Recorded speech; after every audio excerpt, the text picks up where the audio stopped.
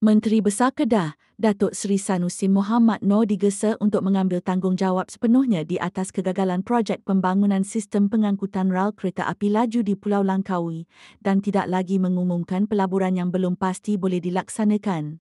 Setiausaha Agung Amanah, Faz Fadzil berkata, di bawah pimpinan PAS, negeri Kedah telah menyaksikan banyak projek megah gagal dilaksanakan, termasuklah projek Langkah Suka yang dikatakan bernilai 40 bilion ringgit selepas syarikat Bin Zayed International dari Dubai mengumumkan penarikan diri. Begitu juga kumpulan Al-Bukhari yang menjauhkan diri daripada projek lapangan terbang antarabangsa Kulim. Apabila pelaburan besar tidak terlaksana kerana pelabur tiada keyakinan, ini telah menjejaskan imej Kedah. Hakikatnya, majoriti pelaburan ke dalam Kedah berlaku di Kulim High Tech Park yang diterajui oleh agensi kerajaan persekutuan seperti MEDA dan Kementerian Pelaburan, Perdagangan dan Industri MITI. Jika tiada Kulim High Tech Park, ekonomi negeri Kedah boleh lumpuh kerana kerajaan negeri tidak mampu untuk memacu hak perindustrian berskala besar di luar Kulim.